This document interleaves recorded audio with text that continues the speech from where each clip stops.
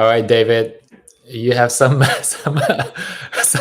something urgent you wanted to We're discuss. back. We're back. We're You're back. yeah, twice in 2 days. This is exciting. Um, yeah, like I told you before this, I woke up in the middle of the night and I was like, I, the key question that we talked about yesterday. Um, also, hello, my name is David. I'm a psychologist in the Phoenix, Arizona area. And I'm Liang, a psychologist based in the Seattle area. So we did a podcast yesterday where we talked about why it was helpful to feel your feelings.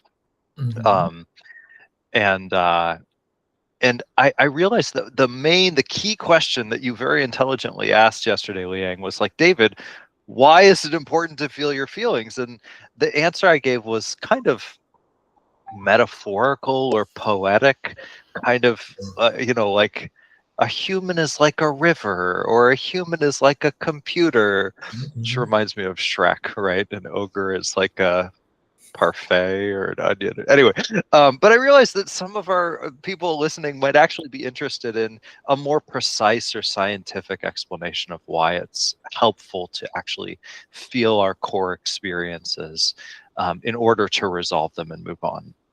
Yeah, that is a question that I think I always wonder before I became, start my training. It's like, why do I want to feel sad or down? Like, why wouldn't we want to just not feel them, right? Right, like we're always asking our clients, how do you feel, right? It's like a trope. How do you feel about that, right? So why do we do that? um, so here's my more precise explanation. So it gets to the heart of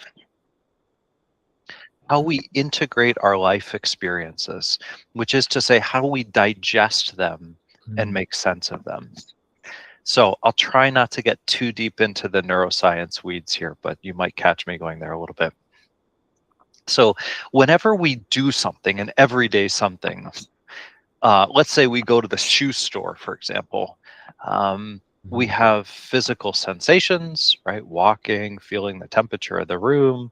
We have thoughts or beliefs about it. We have impulses. We have an emotional sense of the event. Mhm. So after an everyday event, there's a network of different parts of our brain called the default mode network that reflects unconsciously for a couple of days. Mhm. And in so doing, it distills the meaning of the event and it lays down the event and what it meant, all Mm. the different pieces of it, stitches it together Mm. into long-term autobiographical memory. Mm. So whenever we look back at it, we think, oh, right, I went there. This is what happened. It's Right. integrated, it's stable. Right. Integrated experiences don't pull our attention. It's just, oh, it did there. I went to the shoe Mm. store, blah, blah, blah. Right. Now, some experiences are too painful for us to fully experience in the moment. Mm. Mm. And again, without getting too deep into what's going on in the hippocampus and the, cingulate cortex and whatnot, into the Mm. brain science, Yeah. the individual pieces of our experience, the sensations, the emotions, etc., are Mhm. stored as raw data inside of us, but Mhm. they're not Mhm. integrated. So you might think about this as Mm. if you had a mirror that was broken. Mhm. Mhm. If you look in any of the shards of the mirror, oh, I see a little piece of this is how I felt in my stomach. Oh, Mhm. this was my emotion. Mhm. But it's never stitched together into an integrated experience. Mhm. Mhm. Now, unintegrated psychological material is unpleasant. And Mhm. we could do a brief reflective exercise to show this. You can think about, for example, that you've been procrastinating on an important task you need to get done. Mhm. Let's Mhm. say you're watching TV, a show you like, but in the background, I have to do my taxes. It's due Mhm. in a day and a half. Right. Okay, feel how it feels in your body. Mhm. Now imagine that you actually have just finished your taxes. Mhm. What does that feel like? So you can see When there's something undone, unintegrated, we Mm-hmm. hold it. It's unpleasant. And in addition, with experiences that really felt unsafe, uh, we have to avoid them psychologically. So we have anxiety arise when we start getting near it. That's what triggering is. You might hear people talk about being triggered. It means they got too close to some memory or event in their life that's upsetting, they can't feel. And so bells and sirens come up inside of us saying, stay away. Mm-hmm. Maybe we have to numb ourselves in order to not feel this thing. And anyway, these inner processes draw a lot of energy for us. So in order to integrate trauma or just difficult experiences, for me, it was the awareness of how helpless I felt with my ankles being injured. In order to really integrate it rather than wall it off and keep it in pieces, we need to be able to encounter the experience fully. In other words, to hold it in our consciousness, the physical sensations, the emotions, the beliefs, the impulses. Right. Now, we couldn't do it initially because we didn't feel safe. So doing this requires safety, which is why therapy is so helpful. That's right. You've got somebody like Liang here, a good friend and ally who can be with you, who, when you feel unsafe, can be there to help slow you down, help you feel safe. Now, the last step, just for the sake of completeness, is in addition to experiencing the full event, it helps to figure out why you felt the way you did, which is to say, what were my needs at that time? And then to think about how can I meet those needs in the future if a similar event occurs. Right. Sometimes even practicing. What that does is it helps you feel safe. Like, oh, this event that previously I didn't know what to do and I got caught and I didn't feel safe. Now, if I were to encounter it again, I would feel safe. And so then the experience is integrated. You feel safe going into something similar in the future. Right. Then there's that sense of, I did my taxes, everything in the world is okay again. Yeah. So, yeah. Yeah, I love that explanation. I think it lays out very clearly why it's important to identify what we're feeling and then be able to, and that requires some time, some reflection and sitting with that emotion, right? And I think, to summarize what you said, what I'm hearing is that it helps us to integrate that experience, right? And it seems like integrating that experience seems to have two parts. One is that to give that memory meaning, right? What is the meaning that we are giving to that emotion? So maybe it's feeling sad, right? Is it sad because I am a bad person? Or is it sad because I am, like somebody I care about passed away, and now I just want to, honor and, feel those grief and sadness, right? So there seems to be a component about, like, what is the meaning that we give to this emotion, and it's important to not to actually think through that, right? So I think when we think about, let's process this emotion, let's process what happened, what we are doing is actually trying to give meaning to that experience, and that requires us to first understand, like, what is that experience, what is that emotion? Is it sadness? Is it anger? Is it grief? Yeah. And I think that we think, because we can remember the events that occurred, that we think that we know what it meant. We think it's integrated, but there's almost a sense of, well, yeah, it was scary, but I don't really need to feel it. I don't want to feel it again.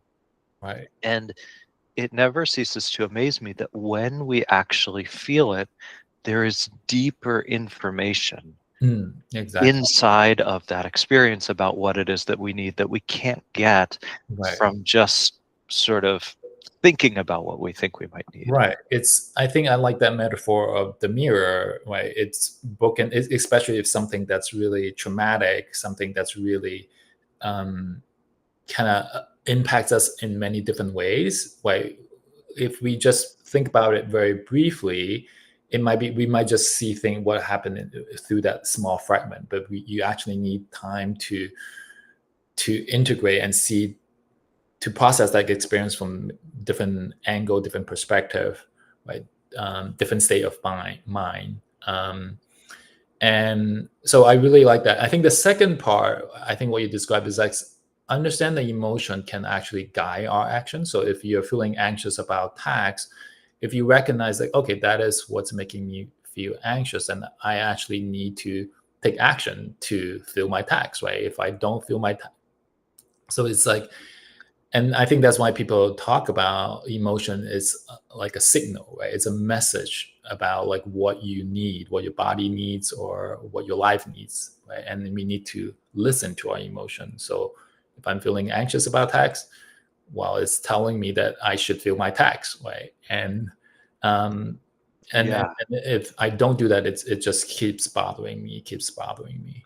Right. Unintegrated anything will nag at you. It's just like if you have to go to the bathroom and you don't, guess what's going to keep coming up in your mind for the next half hour until you go to the bathroom? It's like, go to the bathroom. You kind of need to go to the bathroom. Where's the bathroom? Yeah. No, absolutely. Yeah. Just Yeah. exactly what you're saying. Yeah. And so, right, and I think it makes so much sense, right? Because when something really important happened to us in the day, right, we have this urge to want to talk about it with somebody, right? To what we call like, we want to process it, right? And when you process it with a therapy or with a good friend who knows, who can be supportive, right? One of the things that they can help you is like, okay, what is it that you're feeling, right? What is that emotion that you're feeling? And what meaning are you giving to this experience, right? What's the meaning that you give it? And also like, what action might you take, right? What is the emotion trying to tell you, right? um, Yeah.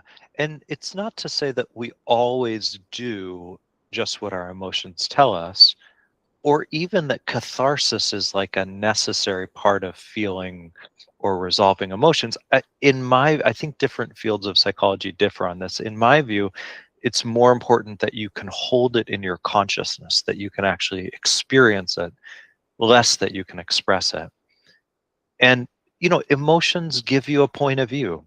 They mhm, say this is something you might want to consider, but it's not like we run around doing whatever our emotions or our impulses are. We take it into account. Oh, mhm, I mhm, really want to, yell at this person. Well, in some situations, yelling at somebody is, if you're threatened, for example, mhm, physically, maybe yelling is a good response. In other situations, maybe it isn't. So, mhm, mhm. it's helpful to understand what is the meaning, like you're saying, Right. but we don't necessarily do that. It takes, like you said, some thinking it through. Yeah, yeah. And I think the question that I used to wonder about is like, okay, how long do I need to sit with that emotion? How long do I need to be, present with it, right? Mhm. And I think, I don't think it needs to be very long, right? Once you can recognize it and kind of feel it in your body, right? And it could be seconds, could be less than a minute, but depending on what it is, right? If it's like grief about something, it could be a more longer period, right? Because grief will come up and come ebb and flow.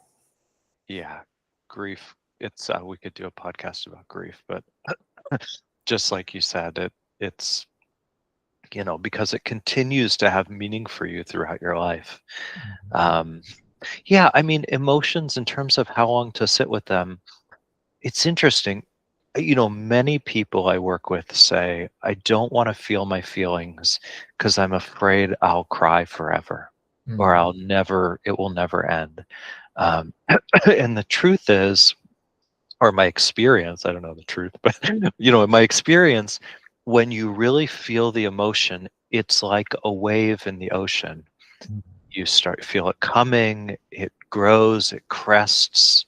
Mhm. There's an organic expression of it often through your body. Yeah, And yeah. then on its own, it recedes, it becomes gentler, and then if you've really understood the meaning, Mhm. that's it. It doesn't necessarily, like you said, last so long. I think we think it's going to last Right, longer than it actually does. right. And I think that's what people, we're also often told by our parents, or maybe through, maybe quotes about like, don't wallow in your emotion, like stop dwelling on it, right?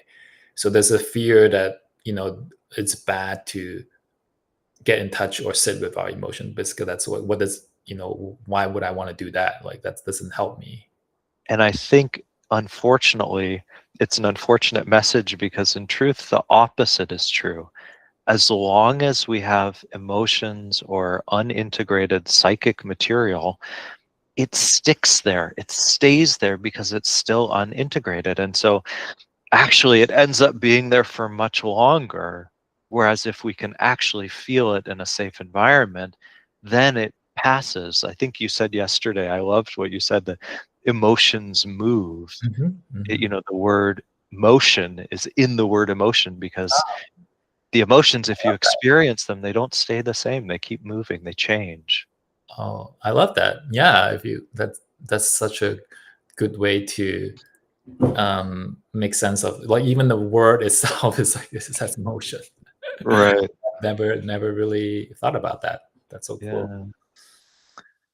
Well, I think that was the main thing that mostly me, I'll be honest, that we wanted to address a little more fully today in a little more precise language.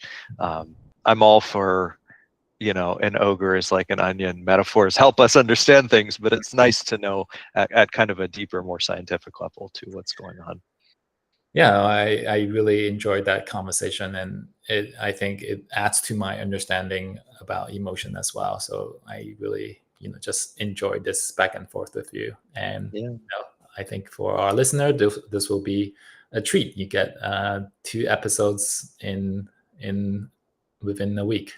Yeah. And if you have any thoughts about this as well, reflections about your own experiences, please feel free to comment, post below. Yeah, thanks for hanging out and listening to us. All right. Happy holidays. Happy holidays.